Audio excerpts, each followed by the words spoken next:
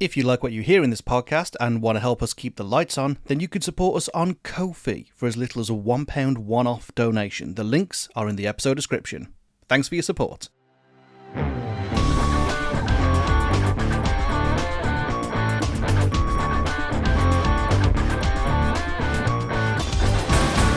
This is Skip, the podcast where we tell you, in our opinion, which albums are truly unskippable and which ones belong in the skip. I'm Mike. I'm Rob. And this week we are listening to The ArchAndroid, or is it The ArchAndroid? I don't know, by Janelle Monáe. And this one very kindly comes to us from our top fan on Spotify, Laura. We've teased your second album for a while. We let you take your time and pick the one that you thought was going to be the one to challenge us the most, I think. I think originally you were going to say Paramore, and then we did Paramore. Anyway, time's a flat circle. We got this suggestion in. I'm going to read out her email. Again, if you want to send us some skippable albums, you can send them to skippod@gmail.com. That's skopdpod@gmail.com. But Laura said the following about the ArchAndroid. She listens mostly to albums when she's illustrating, so albums have to be something that she can get lost in and not lose focus by skipping a song. Therefore, her choice is the ArchAndroid by Janelle Monáe. If we only listen to one of her albums, it has to be this one.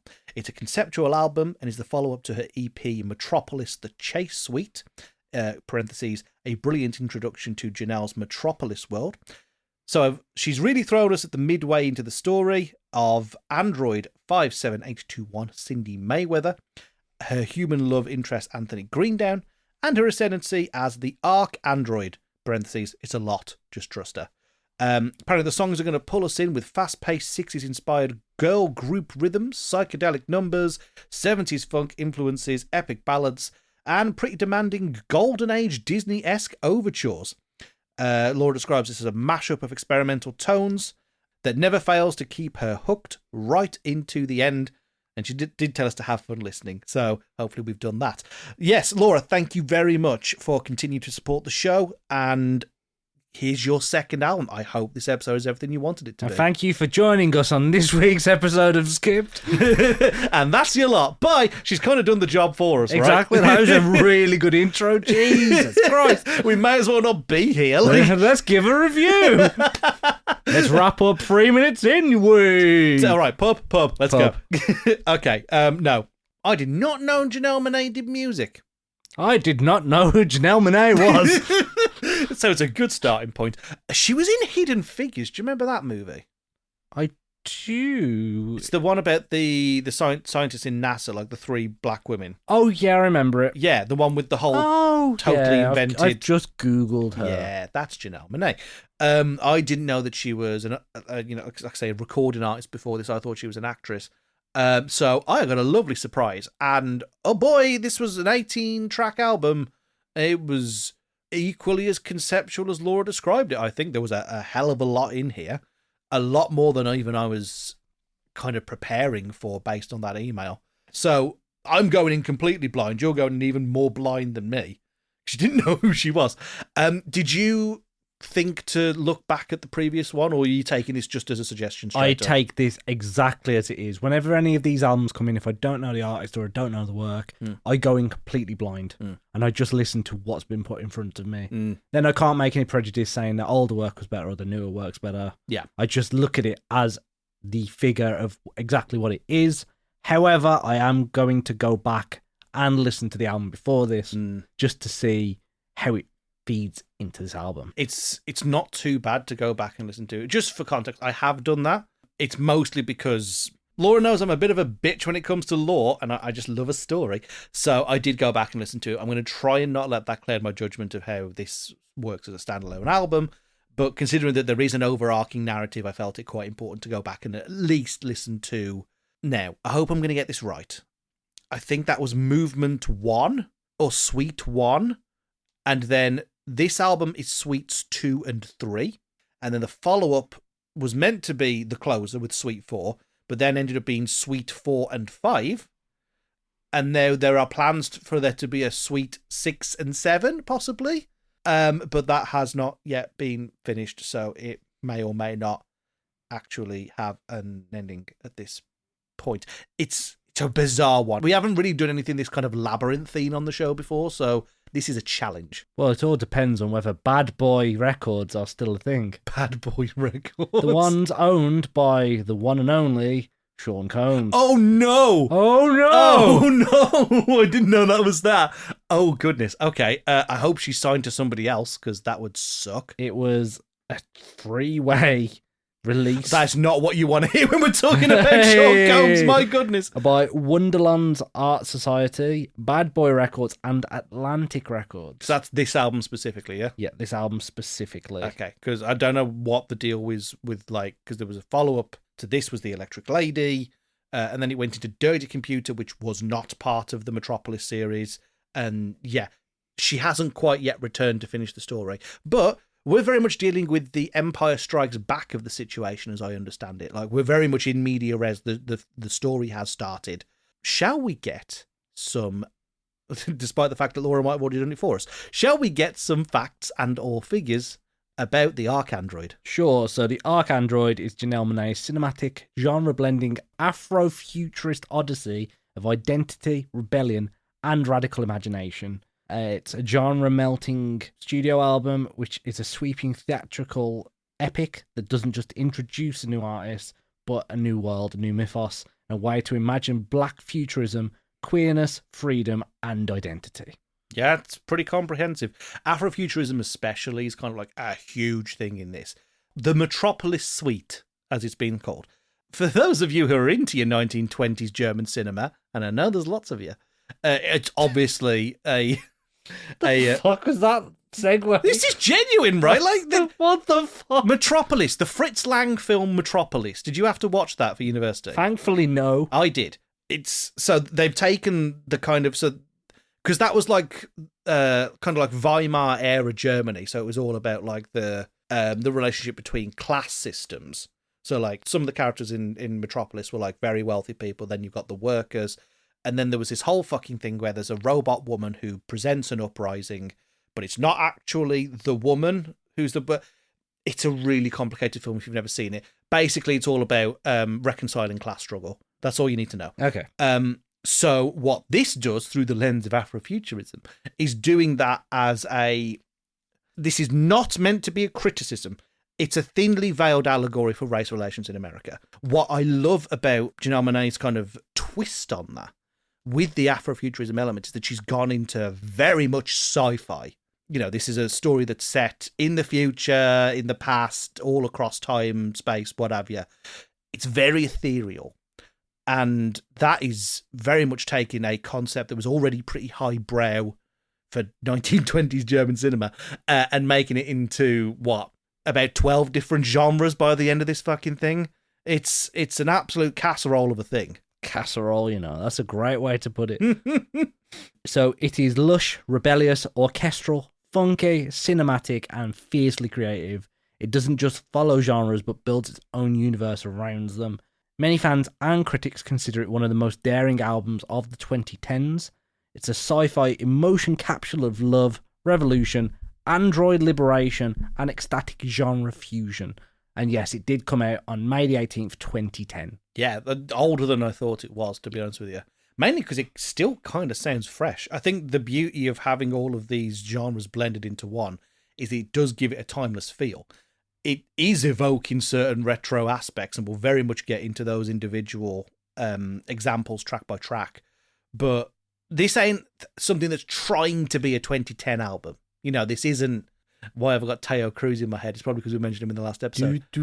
Yeah. In its contemporaries of your Katy Perrys and your Coldplays, this ain't even going to remotely sound like this. This isn't like, Lord Imagine Dragons bullshit. This is more like 80s, 90s, like soul, funk, R&B. I got a lot of that. But with really like modern twists that but still also kind of feeling timeless at the same time. It uses kind of retro nostalgia as a way to tell very forward-looking stories, which I really love. It is also just the hero's journey, right? Like, we're all getting that. Like, I've already said you've got to go and watch 1920s German cinema, and now you've all got to go and read story theory books. The hero's journey, basically just watch fucking Star Wars. Like, that's what this is. That's what Luke Skywalker's thing is. And they're kind of doing that with the Cindi Mayweather character in this. I'm going to have to spend a lot of time talking about the story of this. I'm not going to front load it. Let's just say we've got stuff to discuss. That's so much information to take in. It's a lot. It's a lot with this one. There's so much to take in. There were 2 official singles, technically 3, but one of them was a promo single. Right, okay. So do you want to take a guess at the single releases? Well, I know Tightrope was one. Yep, that was the first one, featuring Big Boy. Yes, from Outkast. No, I couldn't name the other 2 singles, and it would be really hard to pick them out, to be honest with you. So Cold War was the official release in August 2010. Okay. And then Dance or Die was a promo release. Okay, so they've very much gone with everything's from Suite 2 when it comes to the singles then. That's a choice, and it kind of makes sense. I guess Suite 2 were as like the hit maker, Suite 3 as the more experimental stuff does kind of track. So yeah, that kind of makes sense. I think Tightrope is the only one that really stands out as a single in much the same way, and feel about this how you want, in the way that Teenagers felt like a single off Black Parade, in that it very much is just kind of isolated by the stuff that surrounds it. It doesn't really feel like it belongs here. It's very good. It just doesn't feel like it's kind of part of that narrative or that it's really meant to be here. Thankfully, musically, it fits very well, and it, at least kind of on that kind of audio basis, does feel quite thematic. But like, I don't really get much of the ongoing narrative from that one. I do feel like it was a promotional vehicle, personally. Let's go into the ratings. Mm-hmm. So this was actually met with widespread critical acclaim. Yeah. Metacritic, 91 out of 100. It's high. Insane. Yeah. Mm-hmm. Any decent music, 8.5. All music, 5-star. Chicago Tribune, 4-star. Entertainment Weekly, A-. Guardian, 5-star. Los Angeles Times, 4.5. The Enemy, we love The Enemy, don't we?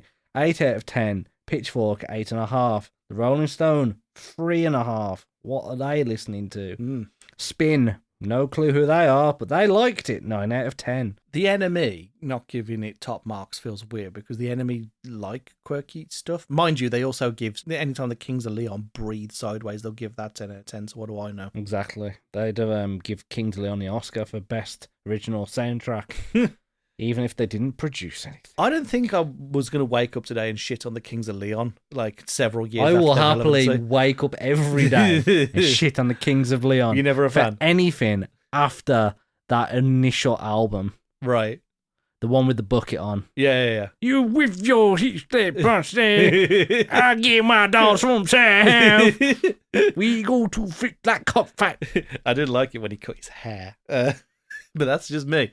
Yeah, no, like when they went very mainstream with the Sex on Fire record, I was like, oh, I'm out. I'm gonna show the way. What was the one that had that? It was. It sounded really weird. He was just going like, so delete, like that. It was that the first album? Yeah, it was. Yeah. Fucking, they were a weird band. We're not here to talk about the Kings of Leon, though. 18 tracks. Mm-hmm. Unless you're in Australia.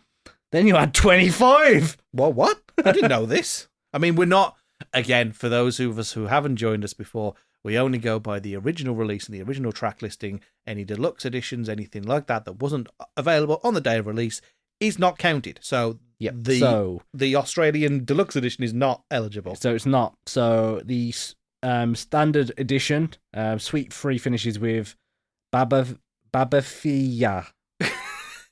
It's a good attempt. Bafofia? I'm going to let him keep going. Please don't. That's Bababaya. Bababaya. There you go.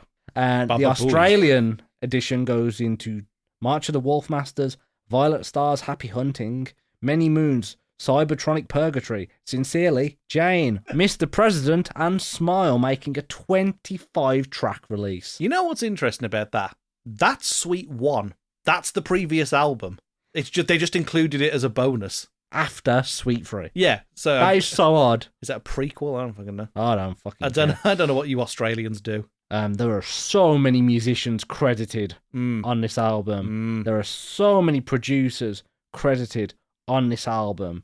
However, the US Billboard Top 200, 17. UK albums, 51. Which is strange considering how well this was received by the critics. I mean, what else was out at this sort of time? Let's have a quick look. Like I say, 2010 is probably like, what, California Girls era Katy Perry, I guess. The pop charts were not exactly revolutionized at this point. They weren't really producing anything beyond a certain mold. And I think that Janelle Monáe is not exactly somebody that you could say fits a certain mold. Yeah. I don't get the impression that she would want to do things that her contemporaries were doing at the same time. What were her contemporaries? Because I can see you pulling a face about them. So we've got such incredible artists as Foals with Total Lives Forever. Never listened to them. The Black Keys with Brothers. Gorillaz with Plastic Beach. Raymond versus Raymond by Usher. And of course, who could forget the incredible Songs from the Tainted Cherry Tree by Diana Vickers? I don't know who that is. I think she was on the X Factor. Okay. The annoying thing is that the first three examples of that were really good. And Lady Gaga's The Fame remix came out in May 2010. Was it The Fame Monster by any chance? The Fame / the remix. Okay, because Gaga was probably like one of the few people actually doing like legitimately artistic things at that time. I digress. Janelle Monáe is very much a departure from all of that. If you thought you were going to understand what's going on, maybe think again. It's a very dense record. It's one that demands to be concentrated to, in my opinion. Not only because there is that ongoing plot line about, let's be real, robot Jesus, robot time-traveling Jesus at that, as well as doing the whole journey, like the hero's journeys thing. It's doing a lot of like race commentary, kind of black political commentary. It's deciding to pull from kind of like spiritual influences. There's very heavy references to 1960s counterculture in here. What I'm saying is casserole was the fucking word, right? This is not something that I feel like it is possible to fully comprehend for audiences who are also listening to 2010's pop. For those of you who just want to listen to Just Dance, for example, or anything by Rihanna, then you're gonna kind of come up to a scratching point there, right? This isn't something that's particularly easy to digest on a singles basis. You watch the videos from this album cycle, and they all seem to be part of the said narrative.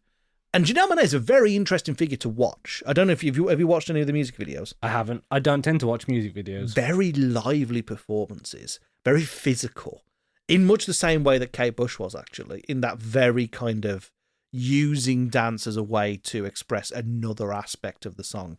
All very high concept stuff, which is enjoyable, if not respectable, for the level of effort that goes into making this characterization of and I hope I'm getting this right, Laura. Jesus Christ, I hope I'm getting this right.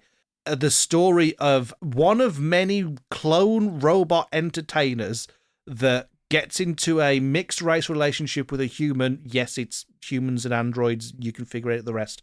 Who then gets hunted down for said things, accidentally becomes the messianic figure of this entire society, and then goes on a journey across time and or dimensions and or mindscapes to help people feel joy and love again. I think that's what's going on. It's very hard to decipher, but I think that's what this is. Oh, sweet Lord, what a breakdown. Am I even close to being right? I don't know. You got to tell me. I don't really know. This has been an album that I've struggled to understand the concepts of. Like, I've been listening to this. I think I've given this about 10, 12 listens through because I struggled with the concepts of it. This is just a bit too much for me to truly comprehend. It's one of those albums where I've sat there and listened to it and gone, yes, I like this, and just nodded along without really understanding what I'm listening to. So I can see why Laura has this on to illustrate too, because you just get lost in it. Yeah. You don't necessarily have to understand which song is which song. Like, I can't name any of the songs from just listening to them. I've liked a couple on Spotify to show me which ones I liked. I don't know why I've liked them because I cannot put lyrics to the songs, and even if I could, I still wouldn't know what the fuck they were saying. But yeah, I haven't really looked into the backstory. I don't really understand the backstory. I've been enjoying listening to the album. Yeah, I think that is one of the biggest kind of compliments we can pay to the record as a whole, right? I think even if you're not plugged into the social commentary, even if you're not plugged into the parody of 1920s German cinema, even if you're not plugged into the Afrofuturism, if you're not plugged into the political messaging, if you're not plugged in to the layers upon layers of allegory, spirituality, callbacks, call forwards, time travel, if you're not comprehending all of that, I think it is still very musically accomplished. I think this isn't a record that you necessarily have to listen to get the full effect, but if you listen carefully, you get a hell of a lot out of it. But if you don't, it's still a vibe. Oh yeah, 100%. Like, I think you're sitting more on the I've sat and tried to break this down side. I'm sitting here on pure vibes. And it works, right? Because I think it works. That's the thing I wondered, right? Kind of like top level. The structure of this kind of being divided into these like kind of opera style acts. Does it read well for you? Or I had no clue that was a thing. Okay, fair enough. Okay. So when you were sat here going, oh, sweet one, what the fuck's he talking about? I had absolutely no clue what you were talking about. Okay, fair enough. So I've just had to read what that meant. So that wasn't something that you were conscious of. It wasn't conscious of like an opening and ending for certain acts. No. Okay, fair enough. I guess we just talk about some of the runs on this album, because like the first 3 tracks are very much like an all-in-one go thing. And I guess we're also going into the positives, because I absolutely love that first 3 track run from Suite 2 Overture to Dance or Die and Faster. Well, I would count this as starting from Dance or Die running down to Locked Inside. Okay, that's fine. The overtures are lovely. It's a nice little orchestra piece, but like I don't classify it as like the true beginning of the storytelling. So like I would go Dance or Die Faster, Locked Inside. As we go into our favorite tracks, that run is beautiful. I love what they do.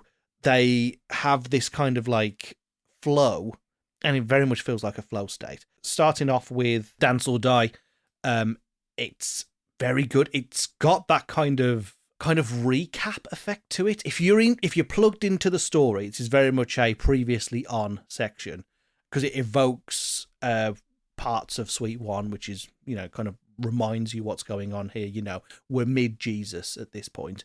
Before we go into Faster, and it being this kind of escape thing, there's something going on that Cindi very much has to get away from. She needs to move quickly. People are coming. And again, I was trying to think of this very linearly, and I was like, so we know that, Cindi is not quite at her full power. She's not full Jesus yet. We're still escaping from the authoritarian thought government, I think. And we're getting away from that, and we are escaping, but we are also leaving behind a life. We are leaving behind the things that we care about the most, including this human guy who, I swear to Christ, we'll come into it later, but not right now. And then Locked Inside, I think of the 3, it's the one that stood out. I was like, wow, this album's going places. I wasn't expecting that kind of like calypso style. I've made that sound like Mario Kart. That's wasn't what I was going for. I knew the exact song you were talking about. Yeah. It works because, like, again, Afrofuturism, the calypso beat. It's not only like somewhat traditional to black culture, but it's also it's being used as like this conga line. It's like a shackle round her ankles. There's like this responsibility that conflicts with what's being told to you in the lyrics. Cindi very much wants to drop this whole I am robot Jesus act and go and be happy with her human boyfriend. But no, she's trapped in the conga line of this story. That's super. That's the point where I think I realised I'm probably really going to like this. And it really, really worked for me on all levels there. I really like that song as well. I thought it was genuinely fun to listen to, which I know I've said about a lot of tracks lately. It was such a fun trail of songs, like you said. I didn't realise that there were track breaks because I was listening to it on lossless. I didn't hear anything skip between them. So I did not realize that I'd listened to 3 songs in a row. Like, it was so fun. And then that goes into that one where it's like more of just a vocal, lost my peace of mind or whatever it is. No. Yes, Sir Greendown, the following one. The one that's a bit more like... less melodic. It's kind of... It reminded me of Moon River of all fucking things. Yeah, I get that. More of a breakdown sort of piece. Yeah. It's... The first 3 tracks very much have a pace. There is urgency. We need to get away. We need to escape. We need to get safe. And then we've got time to reflect when we go into Sir Greendown. A character that does... Again, Laura, I'm really sorry. Seemingly fuck all for this entire suite. Like, this guy is introduced as the reason why she's accidentally become Space Jesus. And, like, fucking... The dude's not doing a fat lot. I know this is Cindy's story. I get that. But, like, this very much, like, it... Sir Greendown especially, like, it's psychedelic versions of Moon River. Sweet, cool. It ain't much beyond the soppy love ballad, right? So, why is it that I liked it, is the question. And I think that's because it does work, cinematically, I would say, to reset the pace. We've had what feels like a chase sequence, and now we're drawing back and we're doing character work. And it feels, at this point, like we're going to continue on that very linear path of telling the middle chapter of this story. Things don't always go that way, but like right now, it kind of sits very closely to those frameworks that we know from storytelling, but it's done it in such a unique and funky ass way that it's made me really, really enjoy it. Is there any kind of tracks kind of in the rest of Suite 2 that stood out for you?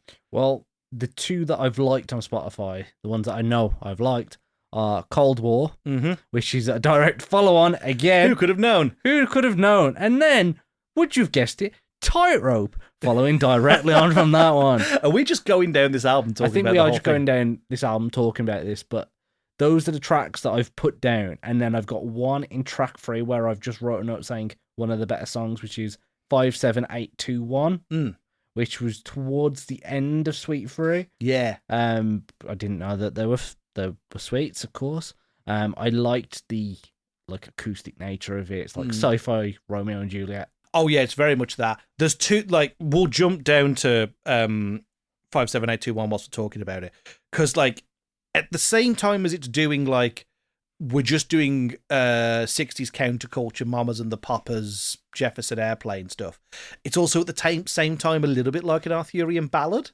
Like, it, you know, Brave Sir Robin ran away. It's a little bit like that. Because, weirdly enough, I've been talking about him. It's the one where the fucking human comes back. So, like, he just seems to reappear in this moment of capture and kind of go, don't worry about me. Go and be Space Jesus. Again, I'm simplifying. But it really worked as a reintroduction of the drive for this character. It does feel like Cindy has to go on this kind of otherworldly and, as I later found out, time-bending journey to become Space Jesus. And when it reintroduces a grounding force for this, they've very smartly kind of reduced the pace of the music back. So focusing on something that is, like you say, more acoustic, more melodic, works really well. And I like that they've evoked that 60s counterculture, because it's still trying to tell you that even though this is a story largely about overcoming prejudice, that it also tells the story of like an ally. Although there is obviously this love story going on between Anthony and Cindy, Anthony's very much an ally. And I like that there's this kind of, don't worry about me, you got to go and do important shit kind of edge to it. They didn't have to introduce a complication to the story of going, if you could only just stop being Space Jesus. No, he's all for it. That's at least what I read into it anyway, that it's just the basically cast off your shackles and become what you were meant to be. Yeah, I'm the basic bitch of this episode. I've done no reading into any of the songs. I've just taken them at what they listen like. I've done no research. And to be fair, I don't think I need to. Like, I've just been enjoying the music. And sometimes that's what it's about. Sometimes you don't need to look that deep. No, I think actually, weirdly, your other 2 examples, Cold War, Tightrope, you don't need to know the story to enjoy either of them. Well, I think they were singles, so it makes sense. It totally makes sense. Tightrope especially, just, It is the big one. It's the big single. It was the lead for this entire record. Again, I'm not sure it does much for the narrative, but yeah, it's just funky as hell. It's just real good. And Cold War is very interesting, and it's the kind of the one that got me to kind of question some of the things going on in the storytelling. Because I'm like, this woman is being hunted down from all sides and is referring to this as a Cold War. I'm like, this is very much a hot war. Again, this is what the story was telling me. This is a classic hero's journey. The danger is here. And then it wasn't until I kind of peeled back the layers and went, well, actually, what is the danger? And if we're talking politically, it's not always violence, right? It's insidiousness, and it's movement and influence. And we kind of see that mirrored today more than anything, right? This idea of a war of misinformation. Oh, yeah, that's so prevalent in the modern day. Like this album, even though this album came out, 16 years ago? Makes me feel old. Then why is it so relevant today? I think, there's many things. Again, I am very white and very privileged. So I'm saying white with a capital H. I'm very much saying this as somebody who's not had experiences of these prejudices and these invisible walls holding me back. I've been able to, I am white, I am straight, and I'm a man. I have to acknowledge my biases here, and that I haven't had the lived experience of somebody like Janelle Monáe. I also haven't had a money, which would be very nice. But I think because the story hasn't really changed, again, the album has evoked counterculture from, 60-odd years ago, where even though a vast majority has changed, there are still some ideals that have not. And it uses that very smartly in Cold War to say, yeah, this is insidious. The progress is really only made in incremental steps. The Cold War, you have to know that you are fighting to create a change that will not be felt within your lifetime, which is an interesting kind of thing for a messianic figure to say, because you think of it as like, the second coming of Jesus, you think of like a rapture, like all of a sudden everything is flushed away. It's not what the story of the ArchAndroid is. The ArchAndroid, yes, is this kind of like, it's saying when this person arrived, things begin to change. But because Cindi is just one of many of these other clones that is presumably going on, again, I'm reading a lot into this, because she's just one of these many things that exist, these robots built for entertainment and pleasure, to then challenge yourself to change the world, that's not going to happen overnight. This is going to be done on the smaller scale. The Cold War was done on a smaller scale. It was espionage and spying. And whilst you don't get much of trading information in this, you do get a sense of this is all about changing people's minds. And that's when I read the Wikipedia pages. So I thought this was an actual, like, on-ground fucking shooty pew pew bang bang war, which is why I thought that's what this chase sequence was at the start. Turns out, like, the villains in this piece, who have a name, and I can't remember it, are doing stuff like going back in time and erasing people from having fun and having any impact on society, which is very much it's kind of like the Butterfly Effect as an album. Yeah, imagine if you gave a time machine to people in a right-leaning political party. Please pick your least favourite one. And then said, right, you get to go back and make a change, and you can just erase somebody from history. And you'd be like, right, okay, I'm going to make it so that Elvis invented all the shit that he stole off fucking Buck Cherry and stuff. Not Buck Cherry, what's his name? Chuck Berry. Yeah. Close enough. Yeah, I'll say that again. Yo, crazy bitch. But you fuck so good, I'm on top of it. Well, we're leaving this in now, that's a shame. Yeah, it's basically making it so that history's what they want it to be and what they want it to look like. So imagine that, but transposed to people who hate clankers. That's basically what the story is. So, like, yeah, it is a Cold War, and I'm stupid. I mean, you could argue that maybe music shouldn't need a Wikipedia page to fully understand what's going on. But, like, it fed into the narrative. It fed into the songwriting. I can't say I didn't enjoy it, because I very much did. But outside of that, it's a very good song. So, have you got any tracks that I haven't featured? Ooh, now, I was very much a fan of just Suite 2 in general, because I do think that's where the hits live. I think it's got the biggest kind of variety there, while still being relatively, you could stick it on the radio, no problem. I enjoyed Come Alive because I thought it was going to be like a musical style number, like something straight out of Chicago. And then it got a bit jazz screamo, and I wasn't expecting it. Don't get me wrong, I think Janelle Monáe is very talented. I don't think that harsh vocals are very much her thing. But I think that song ruins the album. Really? Because I thought it gave it like an oddly punkish edge, and I thought it really worked. So for me, that completely disrupts the entire flow of the album.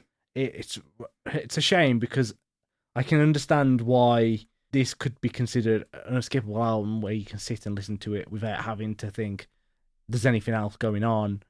This flows so beautifully. Then all of a sudden, the screamy scream, which I'm not expecting, and it completely disrupted my flow. I mean, I get that. If you're kind of expecting one thing, I get it.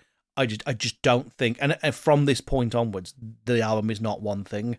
I think it's done several different genres very well, but it's kept towards a thematic kind of drive. I mean, you could argue maybe that Neon Gumbo, the spooky reversed stuff, which again is a clip from the first album. It's midway through the story. You just kind of have to go with it at this point. It's very gentle up until that point. It's eased you in with very approachable modern pop R&B, alternative slightly music. And it's got you on the tenterhooks of going, this is a very theatrical, musical-driven kind of show. And it's very inventive, and it's kind of lured you in before it then breaks all your preconceived expectations and Janelle Monáe decides she wants to be the Ramones for a song. Again, your results may vary, but I think that there is a certain level of daring waiting that long to do that. I hadn't considered it a flow breaker, so I can't say I agree with you on that front, but like, yes, her harsh vocals are fantastic. I just thought it was quite brave to do that on what is essentially your debut album, because the first one was an EP. Yeah, I can see where you're coming from with the whole, like, but when you read into the story and you're expecting the full story of the album to flow, I was very much doing what your colleague does and just having it on in the background as something to relax and play a bit of chivalry to. Weirdly, great chivalry backing track, this album. It just works so well when you're shooting people with a crossbow. Don't know why, but it works. Sorry, just the idea of like come alive. You got your pole arm and you just like storming the castle. This is a code. Oh, there goes my head. Like, I'm running around with one arm. Never mind. Play Chivalry 2 because it's fucking great. Great game. But yeah, no, it's a shame that you didn't, because I didn't feel like the flow was really like broken until the one after that. I've also got Mushrooms and Roses on my dislikes as well. Yeah, somebody likes the later Beatles albums. I think it's Janelle Monáe. No, it just doesn't. As somebody who just doesn't vibe with that kind of stuff, it does nothing for me. I respect it more than I like it. It kind of reminds me of a song that I've heard like back in day by an artist called Angie Stone back in 2001 called Wish I Didn't Miss You. It's like, I can't eat, I can't sleep anymore. It's like a very similar sort of style to it as that song. It's weird. I genuinely have no idea what that is. So like, I wish I knew. But like, yeah, no. To me, this was trying to do, I don't know why I've got this imagery in my head. You know the caterpillar from Alice in Wonderland? Yeah. Like that was very like, yeah, it was, we were there. You're in the smoke. Yeah, we were in this kind of like hazy era of the Hooker thing. Lounge. Yeah, it was like being trapped in a hooker lounge. I just didn't think as a punctuation for the suite it really worked that well. I think if you'd shifted this down one, and this was the opening to Act 3 where it does get more experimental, that would have been a bit better, but like, you take it as it's given. Suite 3, do I have anything I liked from that? I liked Wondaland. Half of the reason of that is because underpants, and that's just funny. And the other half was because it kind of feels like a drug trip in a song. It kind of feels like we've just watched an android drop ayahuasca and has gone on a self-discovery montage. That might actually be what the track's about. I have no clue. It comes out of nowhere, but I enjoyed the quirk, the sheer nuclear grade quirk of this song. I also love that the final track is called Babot Baya. The one that you couldn't pronounce earlier on. Babot Baya. That's the one. Babot Baya.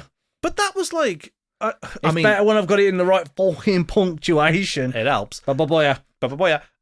Baba Booey. So I keep doing it. That track is interesting because I kind of felt like it was doing that whole... It was somewhere between 1920s jazz and like Golden Age Hollywood orchestral suite, which kind of lends to like the... Kind of like the Verve. I mean... Bittersweet Symphony. It's better than that. The string arrangement was good. It was good. It felt classical. I think that was what kind of Laura pecked on it best, which was saying it was like a Disney kind of animations music. That is a great description. Like you wouldn't feel out of place listening to that in like Snow White or Pinocchio or whatever like that. So I think it worked as kind of like, again, a cinematic storytelling. I just think the straight line of the story was lost very much before we got to this point. This would work really well as a Broadway show. It'd be very interesting. It'd be interesting to see this as a linear stage show. Because I think then, if you were looking at it as a musical album, this would work so much better with all the themes, like even with the random scream singing.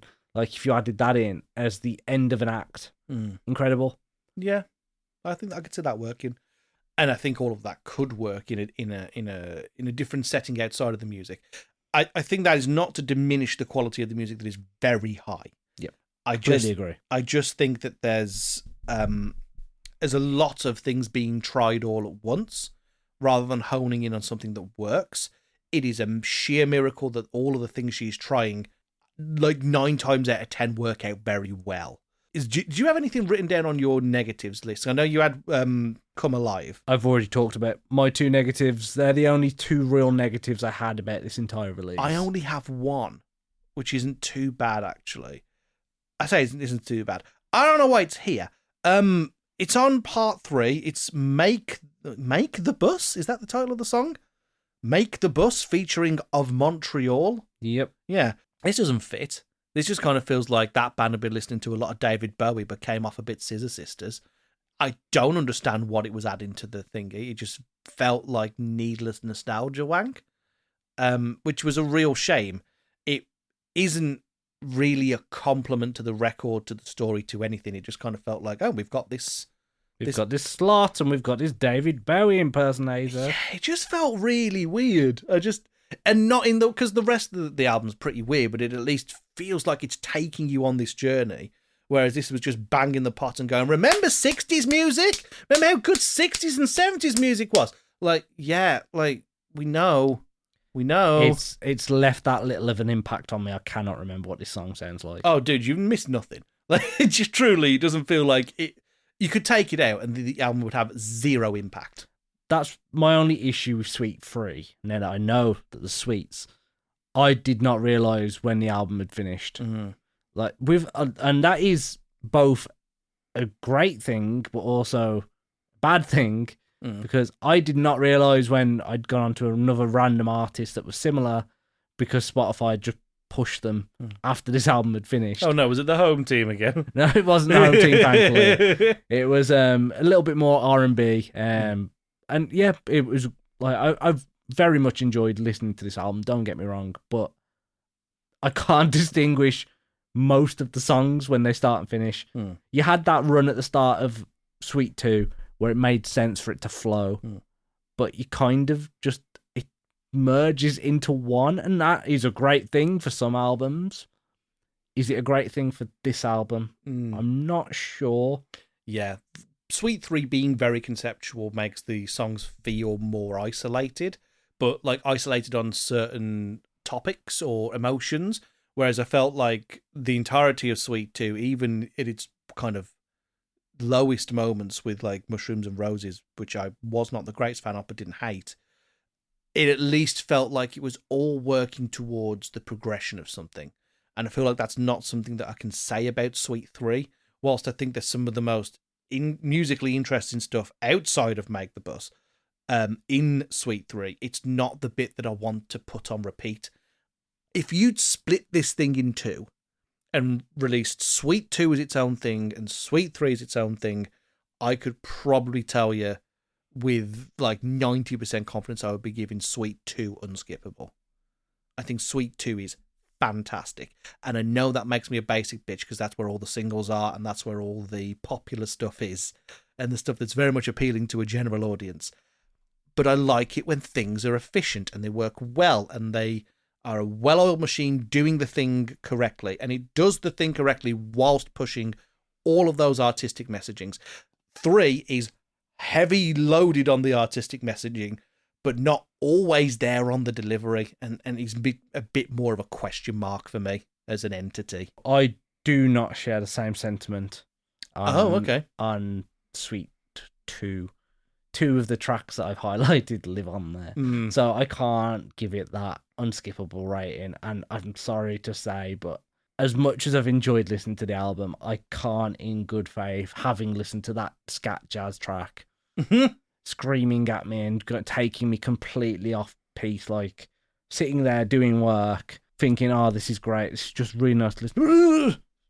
Made me jump, like, because I wasn't expecting it. And it's so off-putting that it ruined that experience for me. He's skittish like a deer or a hare. I am when I'm in the zone. If I'm in the middle of a really big project and I'm just sat in the zone listening to music, I'd love something like this album without those 2 songs. I'd be fine listening completely through. Even with Suite 3? Even with Suite 3, it's a nothing to me. Because it still flowed, and there was no random jazz screaming. And I could easily listen to from start to finish if those 2 tracks were taken out. Gotcha. That is a shame. Obviously, therefore, it does not matter what I say at this point because it's not unskippable. I think it's pretty much one of the most inventive pop albums I've ever heard. Whether or not it's all-timer, I think I'd have to give it more listens. I've still listened to it 8 or 9 times, I think. I've really tried to give it as much airplay as possible. But the sheer weight of the thing at 18 tracks, across 2 different movements of a story, means that is more demanding. Now, I don't necessarily think of that as something to be negatively levied against my opinion of it. I think something that does demand your attention is a good thing, right? You're saying pay attention to my art. Listen to what it's trying to tell you. These things are important. Yeah, I agree. I want to hear about the reevaluation of counterculture view, via that Afrofuturist lens. I want to hear that. That is something that music of its period and a lot of music now is simply not giving me. The world would be a poorer place without stuff like this. I also think that Janelle Monáe might be a fucking psychopath. This did not feed into my unskippable verdict, which is what I would have given it because I just think it's very inventive. But I need you to go and watch after the show. There's at the very least there is a reel, but there is a full interview with Janelle Monáe, and it's talking about her approach to music creation and songwriting. This woman genuinely thinks she time traveled to watch David Bowie perform Ziggy Stardust. No sense of irony. Genuinely thinks she went back in time to watch that is fucking David terrifying. Bowie. Yeah, and she was like, and that was a really big influence and helped me produce my music in the 2000s. Because she was doing things in the early 2000s. She was like, yeah, when me now went back into the past, that informed me in the past to bring me to where I am. Me and David were homies. Yeah, I genuinely think she might be mentally unstable. There is a very fine line between genius and madness, I will say that. I just think that sometimes Janelle Monáe falls on the other side of that line. Not my opinion of the album as a whole. I think it's genuinely great. You should listen to it, but unfortunately, our joint opinion is it goes in the skip. And Laura, I'm very sorry that it's not another clean sweep for you today. I feel quite bad about that, really, but hey ho. It's just one of those things. Unfortunately, we're not going to agree with every album that goes in, and she was so close for me, but 2 tracks spoilt it. Yeah, I think it's unlike the first album she suggested with Florence and the Machine's debut. I don't feel like it has that kind of re-listenability. No, I think it does have that, and I think it is equally as shocking. It's equally a shock to the system when it comes out, like, whoa, okay, this is what artists are capable of. But I think that the Florence and the Machine stuff is far less demanding. I feel like it's not going, please take me seriously on a... I do more than this. Yeah, like, it's not asking for a fucking thesis to, like, get every facet of it, you know what I mean? You didn't have to look at Wikipedia to understand what the album was No, about. no, the songwriting was a bit plainer to see, and I think that's why it connects with more people. I think you still need complicated stuff. I think you still need stuff that demands more of a digestion of all of its themes and narrative choices. But I think you equally need the stuff that is more approachable, that is gentler. And this album has that. It just doesn't have that for the majority of its runtime. It's better for it to not have that, but it just means that, like, it's not going to be as easy sell to me and you. Laura very much knows me well and knew that would go into my niche, and she was absolutely right. But sadly, doesn't make the wall. I'm a little bit sad. But if you at home have an unskippable album that you think can beat the likes of the ArchAndroid and make it onto the Unskippable Wall of Fame, you can send it in to us, skippod@gmail.com. That's skipdpod@gmail.com. Or you can go to the Linktree, linktr.ee/skipdpod. We're Skippod on Instagram, Blue Sky. That's pretty much all about it when it comes to the social media presence, but we are out there. If you want to send us a message on there, send us your unskippable albums. We'll put them on the wheel, and then we'll put them to the test. Thank you very much for listening to this episode. We hope to see you next week. Bye, everybody. Bye.